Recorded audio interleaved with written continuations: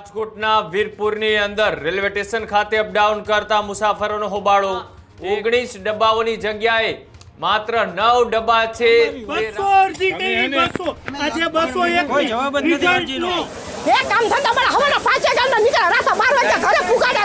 અમારી અરજી સાંભળવામાં આવતી નથી। આમાં મરી જાય તો જવાબદારી કોની? આ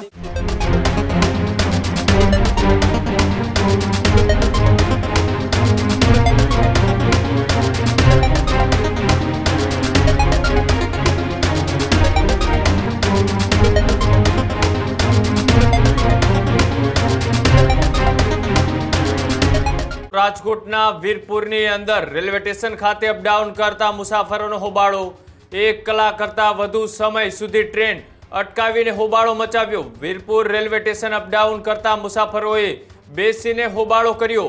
રાજકોટ સોમનાથ ટ્રેનમાં અપડાઉન કરતા મુસાફરોએ અટકાવી ટ્રેન ક્રોસિંગ અને ટ્રેન સમયસર આવતી ન હોવાની કારણે મુસાફરોએ કર્યો વિરોધ। ટ્રેન સમયસર ન આવતા અપડાઉન કરતા મુસાફરો સમયસર પહોંચી શકતા નથી આવો દાવો છે તે કરવામાં આવ્યો। ટ્રેનમાં રહેલ કોચમાં પણ ઘટાડો કરતા ટ્રેનમાં થાય છે ટ્રાફિકની સમસ્યા। ટ્રેન 2 કલાક સુધી મોડી આવતી હોવાનો અપડાઉન કરતા મુસાફરોનો દાવો। અનેકવાર રજૂઆત કરવા છતાં કોઈ નિરાકરણ ન આવતા મચાવ્યો હોબાળો। વિરોધ ઉગ્ર થતા વીરપુર પોલીસ અને આરપીએફ પોલીસ છે તે ઘટના સ્થળે પહોંચી હતી। આ ટ્રેનને 2 કલાક જેટલો સમય છે તે મોડી આવતા હોવાનો મુસાફરોએ દાવો કર્યો હતો।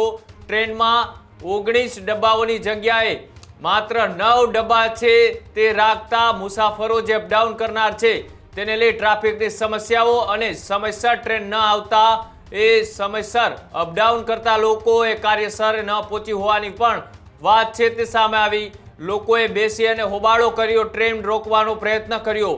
1 કલાક જેટલો સમય ટ્રેનને રોકી રાખી અને વિરોધ નોંધાવતા અંતે પોલીસ અધિકારીઓએ આ મામલો છે તે શાંત પાડવાનો પ્રયત્ન કરવામાં આવ્યો હતો અને સાથે જે રીતના એ અપડાઉન કરતા મુસાફરોએ પોતાની માંગ છે તે મૂકી હતી અને શું રજૂઆતો અને શું માંગ હતી તેઓની આવો તે પણ જોઈએ। આમાં બધા અપડાઉન વાળા બધા નોકરિયાત છે। એક કલાક આ ભાઈ ખોટી ખાવું પડે। 1 કલાક અહીંયા મારા અમારી 200 અરજી કરી 200 આજે 201 કોઈ જવાબ જ નથી અરજીનો। કોઈ જવાબ જ નથી દેતો। અમારે કરવું વેરાવળથી અમદાવાદ કોઈ રાતે 1 વાગે પહોંચે આધા કીધા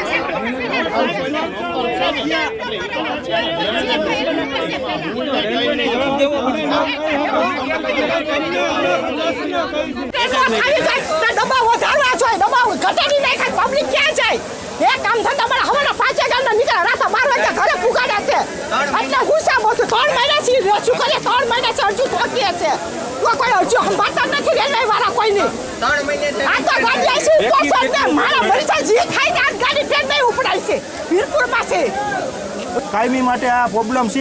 મોડી થઈ જાય, નવી ગાડી તરત ચાલુ થઈ જાય, પણ અમે એટલા ટાઈમ 3 મહિનાથી અરજી કરી, અમારી અરજી સાંભળવામાં આવતી નથી। તો આના માટે અમારે શું કરવાનું? તમારી માંગ શું છે? અમારી માંગ એ જ છે ટાઈમસર ગાડી આલે અને અમને ડબ્બા વધારી દે। આમાં પેસેન્જર જાય ક્યાં? તો ક્રોસિંગ આડા જ નડે। નવી ગાડીઓના ક્રોસિંગ આટુથી અમારી ગાડી ખોટી થાય છે। અમારે શું કરવાનું? તો ગાડી આજે નહીં જાય, અમને ગમે એનો જવાબ જોઈએ લેખિતમાં આજે ગમે એમ કરીને। અત્યારે ગાડી ઉપાડવામાં આવી તો બધા જોયું તમે આ કેમેરામાં અત્યારે કઈ રીતે ગાડીમાં લટકાતા હતા। આમાં મરી જાય તો જવાબદારી કોની? આ બાઈને લટકાતું હતું ને એને ઉપાડી લીધી, અહીંયા બેસાડ્યા અને પછી આ વસ્તુ એને કરી ઉપાડી લીધી ગાડી।